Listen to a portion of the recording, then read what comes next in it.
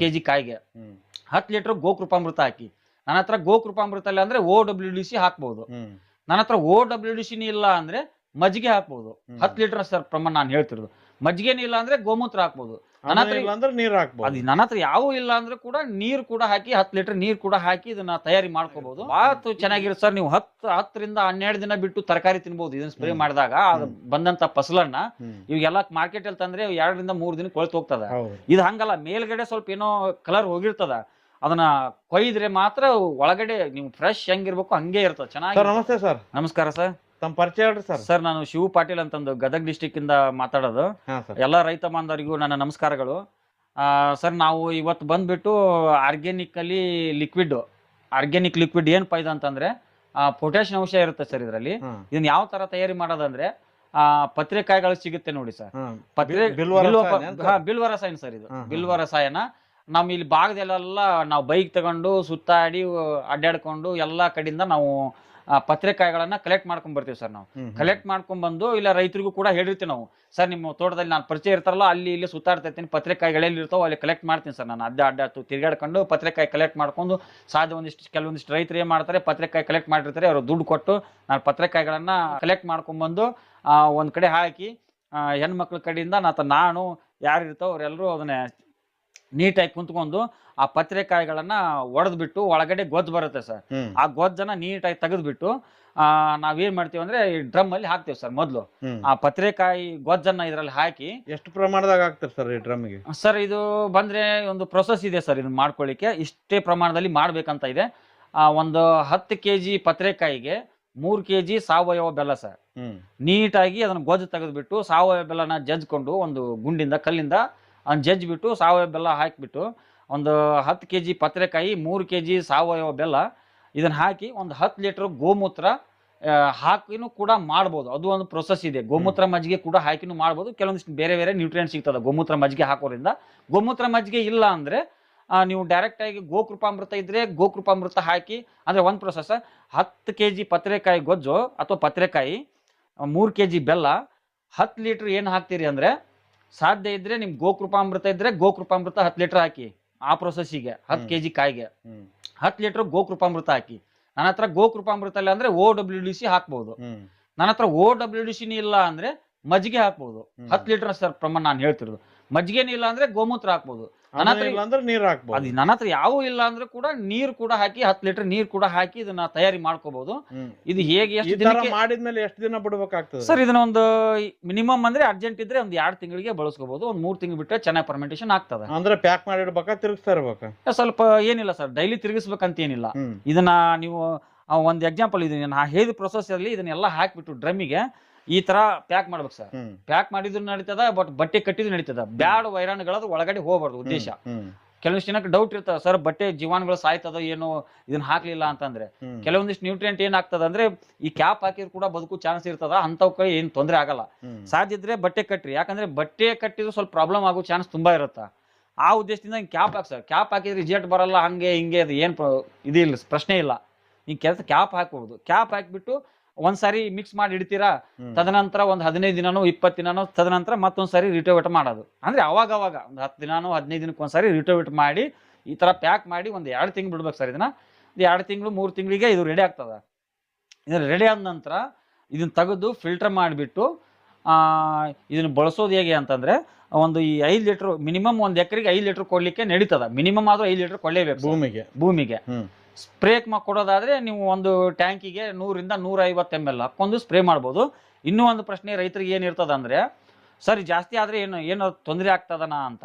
Sir ನೀವು ಒಂದೇ 16 litre back ಪಂಪಿಗೆ ಇದನ್ನ 200 ರಿಂದ 500 ml ಹಾಕಿ ಸ್ಪ್ರೇ ಮಾಡಿದ್ರು ಏನು ತೊಂದರೆ ಆಗಲ್ಲ. ಅದಕ್ಕೆ ಎಷ್ಟು ಬೇಕೋನೋ ಅಷ್ಟು ತಗೊಂಡು ಮಿಕ್ಕಿರೋದನ್ನ ಬಿಟ್ಟು ಬಿಡ್ತದೆ, ಏನು ತೊಂದರೆ ಕೊಡಲ್ಲ. ಭೂಮಿಗೆ ಕೂಡ ಹಾಗೆ ಸರ್. 5 ಲೀಟರ್ ಹಾಕಿದ್ರೆ ಒಂದು ಎಕರೆಗೆ ರಿಸಲ್ಟ್ ಬರ್ತದ. ನೀವು 50 ಲೀಟರ್ ಹಾಕಿದ್ರು ಬರ್ತದ. ತನಗೆ ಎಷ್ಟು ಬೇಕೋ ಅಷ್ಟು ಆಬ್ಸರ್ವೇಷನ್ ಮಾಡ್ಕೊಂಡು ಮಿಕ್ಕಿರೋದನ್ನ ಅದು ಮಣ್ಣಿಗೆ ಡೆವಲಪ್ ಆಗಿ ಅಲ್ಲಿ ಉಳ್ಕೊಂಡಿರ್ತದೆ ಸರ್. ಏನು ತೊಂದರೆ ಆಗಲ್ಲ, ಬಳಸ್ಕೋಬಹುದು, ಎಷ್ಟಾದ್ರೂ ಬಳಸ್ಕೋಬಹುದು. ಇಷ್ಟು ಹಾಕಿದ್ರೆ ರಿಸಲ್ಟ್ ನಂಬರ್ 1 ಬರುತ್ತೆ ಸರ್. ಇದನ್ನ ಯಾವ ಟೈಮಲ್ಲಿ ಇದನ್ನ ಬಳಕೆ ಮಾಡ್ಬೇಕು ಸರ್? ಇದನ್ನ ಬಳಸೋದಂದ್ರೆ ನೀವು ಗ್ರೋತಿಂಗ್ ಟೈಮಲ್ಲೂ ಬಳಸ್ಬೋದು. ಇದನ್ನ ಬೆಳೆಸೋದು ನಾ ದುಡ್ಡು ಕೊಟ್ಟು ತಗೊಂತೀನಪ್ಪ ಅಂತ ಬಳಸೋದಾದ್ರೆ ಇದನ್ನ ಹೂ ಕಟ್ಟೋ ಹಂತದಲ್ಲಿ ಇಲ್ಲ ಕಾಯಿ ಕಟ್ಟೋ ಹಂತದಲ್ಲಿ, ಹೂ ಕಟ್ಟೋ ಹಂತದಲ್ಲಿ ನಮ್ಗೆ ಹೂವಿನ ಸೈಜ್ ಚೆನ್ನಾಗಿ ಬರಬೇಕು. ಅಂದ್ರೆ ಹೂ ಡ್ರಾಪ್ ಆಗಲ್ರಿ ಸರ್. ಹೂವಿಗಂತೂ ನಂಬರ್ 1 ಕೆಲಸ ಕೊಡುತ್ತೆ. ಫರ್ಟಿಲೈಸರ್ ಕಡೆ ಹೋಗ್ಬಿಟ್ರೆ ನೀವು ಎಷ್ಟೆಷ್ಟೋ ಬಿಲ್ ಮಾಡ್ತಾರೆ, ನಿಮ್ಗೆ ರೈತರಿಗೆ ಗೊತ್ತಿರ್ತದ. ಇದನ್ನ ಮಿಕ್ಸ್ ಮಾಡಿ, ಇದನ್ನ ಮಿಕ್ಸ್ ಮಾಡಿ, ಅದ್ ಹಾಕಿ ಇದ್ ಹಾಕಿ ಬಣ್ಣ ಬಣ್ಣದ್ದು ಬಾಟ್ಲ್ಗಳು ನೋಡ್ಬಿಟ್ಟೆ ಮಳ್ಳಾಗ್ಬಿಡ್ತೀವಿ ನಾವು ರೈತರು. ಈ ತರದ ಬಾಟ್ಲಿ ತೋರಿಸಿದ್ರೆ ಯಾರು ಮಳ್ಳಾಗಲ್ರಿ ಸರ್. ಇದು ಈಗಿನ ಪರಿಸ್ಥಿತಿನೇ ಹಂಗಿದೆ. ಚೆನ್ನಾಗಿ ಕಾಣ್ಬೇಕು, ಒಂದ್ ಬ್ಯಾಗಲ್ಲಿ ಹಾಕೊಂಡ್ಬರ್ಬೇಕು, ಈ ತರ ರೈತರು ನೋಡ್ತಾರೆ. ಏನ್ ಮಾಡ್ಲಿಕ್ಕೆ ಆಗಲ್ಲ. ಅದಕ್ಕೆ ಇದನ್ನ ಬಳಸೋದ್ರಿಂದ ನಿಮ್ಗೆ ಹೂವಿನ ಪ್ರಮಾಣನೂ ತುಂಬಾ ಅಂದ್ರೆ ತುಂಬಾ ಜಾಸ್ತಿ ಆಗುತ್ತೆ ಸರ್. ನಾನೆಲ್ಲ ಪಪ್ಪಾಯಿ, ದಾಳಿಂಬೆ, ಅಡಿಕೆ, ಇದು ಕಬ್ಬಿ ಕೊಟ್ಟಿದ್ದೀನಿ, ಕಾಫಿ, ಶುಂಠಿ, ಇಂಥ ಪೀಕಿಗೆ ನಾನು ಕೊಟ್ಟಿಲ್ಲ ಅನ್ನಂಗಿಲ್ಲ ಸರ್. ಎಲ್ಲ ಪೀಕಿಗೆ ಕೊಟ್ಟಿದ್ದೀನಿ. ಎಲ್ಲರೂ ಚೆನ್ನಾಗಿ ರಿಸಲ್ಟ್ ಇದೆ ಅಂತ ಹೇಳಿದ್ರೆ, ಹಂಗೆ ಚೆನ್ನಾಗಿದ್ರೆ ನೀನು ಸಾಲ ಮಾಡಿ ಕೊಡ್ಲಿಕ್ಕೆ ಆಗಲ್ಲಪ್ಪ, ಹೆಂಗ್ ಮಾಡ್ತೀಯ ಅಂತ ಎಲ್ಲರೂ ಅಂದ್ರೆ ಎಲ್ಲರೂ ತಗೊಳ್ರಿ. ಬಾರ್ ಅಂದ್ರೆ ನಿಮ್ಮ ಚಾನಲ್ ಮುಖಾಂತರ ಎಷ್ಟು ಜನ ನೋಡಿರ್ತಾರೋ ಅವ್ರು ತಗೊಂತಾರೆ. ಕೆಲವು ಜನ ನೋಡಿ ಹೋಗ್ಲಿ ಬಿಡಪ್ಪ ಏನೋ ಅಂತ, ಏನು ರಿಸಲ್ಟ್ ಬರೋಲ್ಲ ಅನ್ನೋರು ಇರ್ತಾರೆ. ಇಷ್ಟು ಪಬ್ಲಿಕ್ ಇದೆ ಎಲ್ಲರೂ ತಗೊಂತಾರೆ ಹಂಗೆ ಅಂತ ಏನಿರಲ್ಲ. ಗೊತ್ತಿದ್ದವ್ರಿಗೆ ಗೊತ್ತಿರ್ತದ, ಅವ್ರು ತಗೊಂತಾರ. ರಿಸಲ್ಟ್ ಕಂಡವ್ರು ನನ್ನ ಹತ್ರ ಇದೆಲ್ಲ 50 ಲೀಟರ್ ಆರ್ಡರ್ ಆಗ್ತಾರೆ ಸರ್. ಈ ಪೊಟ್ಯಾಶ್ನ ಅವ್ರು ಮಾಡ್ಕೊಳಕ್ ಆಗಲ್ಲ ಸರ್, ನಾವು ಜಾಬ್ ಮಾಡ್ತೀವಿ ಅಂತ ಕೊಡೋರು 50 ಲೀಟರ್ ನನ್ನ ಹತ್ರ ತಗೊಳ್ಳೋರು ತುಂಬಾ ಜನ ರೈತರಿದ್ದಾರೆ. ಅವ್ರಿಗೆಲ್ಲ ನಾನು ಚೆನ್ನಾಗಿ ಸರ್ ಈ ತರ ರೆಡಿ ಮಾಡ್ಕೊಂಡು ಅದು 200 ಲೀಟರ್ ಇದನ್ನು ಕೂಡ ಸರ್ ಹಿಂಗೆ ಸೇಮ್ ಪ್ರೊಸೆಸ್. ಈ ಪೊಟ್ಯಾಶ್ನ 200 ಲೀಟರ್ ನೀರಿಗೆ ಹಾಕಿ, ಇದು ಡೈರೆಕ್ಟ್ ಆಗಿ ನೀರಿಗೆ 200 ಲೀಟರ್ ನೀರಿಗೆ ಹಾಕಿ ಹಂಗೆ ನಿಮ್ಗೆ ಡೈರೆಕ್ಟ್ ನಿಮ್ಗೆ ಹೆಂಗ್ ಬೇಕೋ 1 ಎಕರೆಗೆ ಯೂಸ್ ಮಾಡ್ಕೋಬಹುದು. ಒಂದು ಪ್ರೊಸೆಸ್. ಸ್ವಲ್ಪ ನಿಮಗೆ ಟೈಮ್ ಇದೆ, ನಾನು ಮಾಡ್ಲಿಕ್ಕೆ ನಡೀತದ ಅಂತಂದ್ರೆ ಸ್ವಲ್ಪ ಒಂದು 2 kg ಹಿಟ್ಟು, ಮೊಟ್ಟೆನೋ ಅಥವಾ 2 kg ಸಾವಯವ ಬೆಲ್ಲನೋ 200 ಲೀಟರ್ಗೆ ಹಾಕಿಬಿಟ್ಟು ಒಂದು 4 ದಿನ 3 ದಿನ ಈ ತರ ಬೆಳಗ್ಗೆ ಸಾಯಂಕಾಲ ಆದ್ರೆ ನೀವು ಇದನ್ನೆಲ್ಲ ಪ್ರೊಸೆಸ್ ನಾ ಇನ್ನೂ ಒಂದು ಹೇಳ್ತೀನಿ. ಗೋನಂದಾಜನ ಮಾಡ್ಲಿ ಇದನ್ನೇ ಮಾಡ್ಲಿ, ನಾವ್ ಇದನ್ನ ಡ್ರಮ್ಮಿಗೆ ಹಾಕಿದ ನಂತರ ಬಟ್ಟೆ ಕಟ್ಟಲೇಬೇಕು. ಫುಲ್ ಕ್ಯಾಪ್ ಮಾಡಂಗಿಲ್ಲ ಅವಾಗ. ಯಾಕೆಂದ್ರೆ ಜೀವಾಣುಗಳು ಡೆವಲಪ್ ಆಗುವಂತ ನಾವು ಫುಡ್ ಹಾಕಿರ್ತೀವಿ ಸರ್. ಅದಕ್ಕೆ ಏರ್ ಪಾಸ್ ಆಗ್ಲಿಕ್ಕೆ ಬೇಕಾಗಿರ್ತದ. ಆ ಟೈಮಲ್ಲಿ ಬಟ್ಟೆ ಕಟ್ಟಬೇಕಾಗ್ತದ.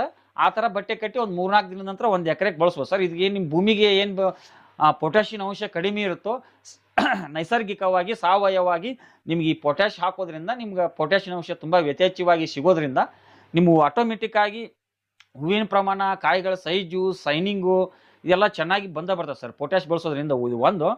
ಇನ್ನೂ ಒಂದು ಏನಪ್ಪಾ ಅಂದ್ರೆ, ನಾವು ಹಣ್ಣು ಅಥವಾ ಬಾಳೆಹಣ್ಣು ಹಣ್ಣು ಯಾವುದೇ ಇರಲಿ ಸರ್, ಹಣ್ಣಿನ ತರಕಾರಿ ಇದನ್ನ ಹಾಕಿದ್ರೆ ಏನಾಗ್ತದೆ ಅಂದ್ರೆ ನಿಮ್ಗೆ ಹಣ್ಣು ಬೇಗ ಕೆಡಲ್ಲ ಸರ್. ಆರ್ಗ್ಯಾನಿಕ್ ನಲ್ಲಿ ಬೆಳೆದ ಮೇಲ್ಗಡೆ ಕಾಣ್ಬೋದೇನೋ, ಇದು ಚೆನ್ನಾಗಿ ಕಾಣಲ್ಲ ಅಂತ ಕೆಮಿಕಲ್ ಹಾಕ್ತಿರ್ತಾರ, ಶೈನಿಂಗ್ ಬರ್ದೇ ಇದ್ರು ಕೂಡ ಇದೇನಾಗ್ತದೆ ಅಂದ್ರೆ ಹಣ್ಣು ಒಳಗಡೆ ಕೆಡಲ್ಲ. ಕೀಪಿಂಗ್ ಕ್ವಾಲಿಟಿ ಚೆನ್ನಾಗಿರ್ತದೆ, ಬಾತ್ ಚೆನ್ನಾಗಿರುತ್ತೆ ಸರ್. ನೀವು 10ರಿಂದ 12 ದಿನ ಬಿಟ್ಟು ತರಕಾರಿ ತಿನ್ಬಹುದು ಇದನ್ನ ಸ್ಪ್ರೇ ಮಾಡಿದಾಗ. ಬಂದಂತ ಫಸಲನ್ನ ಇವಾಗೆಲ್ಲ ಮಾರ್ಕೆಟ್ ಅಲ್ಲಿ ತಂದ್ರೆ 2ರಿಂದ 3 ದಿನ ಕೊಳ್ತು ಹೋಗ್ತದ. ಇದು ಹಂಗಲ್ಲ, ಮೇಲ್ಗಡೆ ಸ್ವಲ್ಪ ಏನೋ ಕಲರ್ ಹೋಗಿರ್ತದ. ಅದನ್ನ ಕೊಯ್ದ್ರೆ ಮಾತ್ರ ಒಳಗಡೆ ನೀವು ಫ್ರೆಶ್ ಹೆಂಗಿರ್ಬೇಕು ಹಂಗೆ ಇರ್ತದ, ಚೆನ್ನಾಗಿರ್ತದ. ಅದಕ್ಕೆ ಈ ಪೊಟ್ಯಾಶ್ ಬಳಸೋದ್ರಿಂದ ನಿಮ್ಗೆ ಕಾಯಿಗಳ ಸೈಜು ಚೆನ್ನಾಗಿ ಆಗ್ತದ, ಮತ್ತು ಹೂ ಡ್ರಾಪ್ ಆಗಲ್ಲ, ಮತ್ತು ತರಕಾರಿ ಹಣ್ಣಿನ ದಿನಸ್ಗಳು ಏನೇ ಬಂದ್ರು ಕೂಡ ತುಂಬಾ ಸ್ವೀಟ್ ಆಗಿ ಬರ್ತದೆ ಸರ್. ಅಂದ್ರೆ ದುಡ್ಡು ಕೊಟ್ಟು ತಗೊಳ್ಳೋದಾದ್ರೆ ಹೂ ಬಿಡೋ ಟೈಮಲ್ಲಿ, ಕಾಯಿ ಕಟ್ಟೋ ಟೈಮಲ್ಲಿ, ಬೆಳವಣಿಗೆ ಹಂತದಲ್ಲಿ ಕೊಡ್ಬೋದು. ನೀವೇ ತಯಾರು ಮಾಡ್ಕೊಂಡ್ರೆ ಯಾವಾಗ ಬೇಕಾದ್ರೂ ಕೊಡ್ಬೋದು ಸರ್. ಪೊಟ್ಯಾಷಿಯಂ ಅಂಶ ನಿಮ್ಗೆ ಯಾವಾಗ ಬೇಕಾದ್ರೂ ತಾವು ರೆಡಿ ಮಾಡ್ಕೊಂತೀರ ಅಂದ್ರೆ ಯಾವಾಗ್ಲೂ ಅದು. ಅದೇ ಬಟ್ ಏನು ಕೊಡ್ಬೇಕಂದ್ರೆ ತೇವಾಂಶ ಕಂಪಲ್ಸರಿ ಸರ್. ಇದನ್ನ ಹಾಕ್ಬೇಕಾದ್ರೆ ಭೂಮಿ ತೇವ ಇರಬೇಕು. ಡ್ರೈ ಅಲ್ಲಿ ಹಾಕಿದ್ರೆ ಇದು ಜೀವನಗಳಿಗೆ ಕೆಲಸ ಮಾಡ್ಲಿಕ್ಕೆ ಆಗದೆ ಉದ್ದೇಶದಿಂದ ಡೆತ್ ಆಗಿ ಸತ್ತು ಹೋಗ್ತದೆ, ರಿಸಲ್ಟ್ ಬರಲ್ಲ. ತೇವಾಂಶ ಇಂಪಾರ್ಟೆಂಟ್ ಸರ್. ತೇವಾಂಶ ಇದ್ದಾಗ ಮಾತ್ರ ಹಾಕಿ. ತೇವಾಂಶ ಅಂದ್ರೆ ಮತ್ತೆ 1000 ಪ್ರಶ್ನೆ ಹುಡ್ತದ. ಹಂಗೆ ತೇವ ಇರಬೇಕು, ಹಿಂಗ್ ಏನಿಲ್ಲ, ಜಸ್ಟ್ ತೇವ ಇರಬೇಕು. ಇದನ್ನ ಹಾಕದಿದ್ದನ್ನ ನೀರು ಹರ್ಕೊಂಡು ಹೋದ್ರೆ ಸ್ವಲ್ಪ ಹರ್ಕೊಂಡು ಹೋಗೋ ಚಾನ್ಸ್ ಇರ್ತದೆ. ತೇವಾಂಶ ಜಸ್ಟ್ ಸ್ವಲ್ಪ ತೇವಾಂಶ ಅಂದ್ರೆ ಹಿಂಗ್ ಮುಟ್ಟಿಗೆ ಮಾಡಿದ್ರೆ ಮಣ್ಣು ಮುಟ್ಟಿರಬೇಕು, ಅಷ್ಟು ಸಾಕು ಸರ್. ಅಷ್ಟು ತೇವಾಂಶ ಇದ್ರೆ ಇದನ್ನ ಹಾಕೊಂಡ್ರೆ ಚೆನ್ನಾಗಿ ರಿಸಲ್ಟ್ ಬರ್ತದೆ ಸರ್. ಏನ್ ರೇಟಿಗೆ ನೀವು ಕೊಡ್ತಾ ಇದ್ದೀರಿ ಸರ್? ಇದನ್ನ ರೇಟ್ ಬಂದ್ರೆ ನಾನು ಇಲ್ಲೇ ಬಂದ್ ತಗೊಂಡವ್ರಿಗೆಲ್ಲ 150 ರೂಪಾಯಿ ಕೊಡ್ತಾ ಇದ್ದೇನೆ ಸರ್ ಲೀಟರ್ಗೆ. ಕೊರಿಯರ್ ನಲ್ಲಿ ಕಳ್ಸೋದಾದ್ರೆ 200 ರೂಪಾಯಿ ಲೀಟರ್ ಕೊಡ್ತಾ ಇದ್ದೀವಿ. 200 ಲೀಟರ್. ಎಷ್ಟು ಲೀಟರ್ ತಗೋಬೇಕು ಸರ್ ನಿಮ್ಮ? Sir minimum 5 litre sir. ಇದು 5 ಲೀಟರ್ ಮಿನಿಮಮ್ 5 ಲೀಟರ್ ಕೊಡ್ತೀವಿ ಸರ್. 1000 ರೂಪಾಯಲ್ಲಿ ಅವ್ರ ಮನೆಗೆ ಕಳ್ಸಿಕೊಡೋ? 1000 ರೂಪಾಯಿದಾಗ ಅವ್ರ ಮನೆಗೆ ಕಳ್ಸಿಕೊಡುವಂತ ವ್ಯವಸ್ಥೆ ಮಾಡ್ತೀವಿ. ಅದಕ್ಕೇನು ಇದು ಸರ್ವಿಸ್ ಚಾರ್ಜ್ ಇರೋದು. 1000 ರೂಪಾಯಿ ಕೊಟ್ರೆ ಸರ್ವಿಸ್ ಚಾರ್ಜ್ ಇರಲ್ರಿ ಸರ್. ಆ ಸರ್ವಿಸ್ ಚಾರ್ಜ್ ಹಿಡಿದು ತಗೊಂಡ್ಬಿಟ್ಟೆ 1000 ರೂಪಾಯಿ ಇರುತ್ತೆ 5 ಲೀಟರ್ಗೆ. ಚೆನ್ನಾಗಿದೆ ಸರ್ ಕ್ವಾಲಿಟಿ. ನಾನು 10 ಲೀಟರ್ ಪತ್ರೆಕಾಯಿ ಹಾಕೋದಕ್ಕಿಂತ ಸ್ವಲ್ಪ ಪತ್ರೆಕಾಯಿ ಜಾಸ್ತಿನೇ ಹಾಕಿರ್ತೀನಿ ಸರ್. ಸರ್ ಈಗ ಇದನ್ನ ಬಳಕೆ ಮಾಡಿ ರಿಸಲ್ಟ್ ಹೇಳಿದಾರೆ ಸರ್ ನಿಮ್ಗೆ? ಸರ್ ತುಂಬಾ ಚೆನ್ನಾಗಿ ಹೇಳಿದಾರೆ ಸರ್. 50 ಲೀಟರ್ ಆರ್ಡರ್ ಹಾಕ್ತಾರೆ ಪೊಟ್ಯಾಶ್ಗೆ. ಸರ್ ನಾನು ಪೊಟ್ಯಾಶ್ ತಯಾರಿ ಮಾಡಿ ಕೊಡಿ ಸರ್. ನಾನು ಹೇಳ್ತೀನಿ ಸರ್, ಎಷ್ಟೋ ಜನ ರೈತರಿಗೆ ಹೇಳ್ತೀನಿ ಸರ್, ಸಾಧ್ಯ ಆದ್ರೆ ಮಾಡ್ಕೊಡ್ರಿ ಸರ್, ನೀವೇ ಮಾಡ್ಕೊಡ್ರಿ ಪೊಟ್ಯಾಶ್ ಅಂತ. ಸರ್ ನಾನು ಜಾಬ್ ಮಾಡ್ತಾ ಇದ್ದೀನಿ, ಅಲ್ಲೂ ಇರ್ತೀನಿ, ಇಲ್ಲಿ ಇರ್ತೀನಿ, ನನಗೆ ಮಾಡ್ಲಿಕ್ಕೆ ತೋಟ ಒಂದು 20 ಕಿಲೋಮೀಟರ್ ದೂರ ಇದೆ ಸರ್, ನಾನು ಮಾಡ್ಕೊಳಿಕ್ಕಾಗಲ್ಲ. ನೀವು ಚೆನ್ನಾಗಿ ಮಾಡ್ಕೊಡ್ತಾ ಇದ್ದೀರಾ, ಅದರಲ್ಲಿ ಏನಿದೆ ಸರ್, ನೀವು ಬೆಲ್ಲ ತರಬೇಕು, ರೈತರ ಕಡೆ ಹೋಗಿ ಕಲೆಕ್ಟ್ ಮಾಡ್ಕೊಂಡ್ಬರ್ಬೇಕು, ಮತ್ತೆ ನೀವು ಸುತ್ತಾಡ್ಕೊಂಡು ಎಲ್ಲ ಕಲೆಕ್ಟ್ ಮಾಡ್ಕೊಂಡ್ಬಂದು ಅದನ್ನ ಹಾಕಿಬಿಟ್ಟು ಫಿಲ್ಟರ್ ಮಾಡೋದು, ನಿಮಗೂ ಅಷ್ಟು ಕೆಲಸ ಆಗೇ ಆಗ್ತದೆ ಸರ್. ನೀವೇನು ಅದರಿಂದ ಶ್ರೀಮಂತರಾಗೋದಿಲ್ಲ. ನಾವೆಲ್ಲ ಲಕ್ಷ ಗಂಟ್ಲೆ ಕೊಟ್ಟು ಕೆಮಿಕಲ್ ತಂದು ಹಾಕ್ತೇವೆ ಸರ್. ನಾವು ಇದೇ ನಮ್ಗೆ ದೊಡ್ಡ ವಿಷಯ ಅಲ್ಲ, ನಾವು ಹಾಕ್ತೇವೆ ಅಂತ ತುಂಬಾ ಖುಷಿಲಿಂದ ಮಾತಾಡ್ತಾರೆ ಸರ್ ರೈತರವ್ರಿಗೆಲ್ಲ ಕಳ್ಸಿ ಕೊಡ್ತಾ ಇದ್ದೀನಿ. ಒಟ್ಟಿನಲ್ಲಿ ಒಳ್ಳೆ ರಿಸಲ್ಟ್ ಆದ್ರೆ ತುಂಬಾ ಚೆನ್ನಾಗಿದೆ ಸರ್. ಪೊಟ್ಯಾಶ್ ಏನ್ ಬೇಕು ಎಲ್ಲ ಸಿಗುತ್ತೆ ಇದರಲ್ಲಿ. Okay sir. ಯಾರೇ ಬೇಕಾದ್ರೂ ಕಾಲ್ ಮಾಡಿದ್ರೆ ಕಳ್ಸಿಕೊಡ್ತೀನಿ ಸರ್.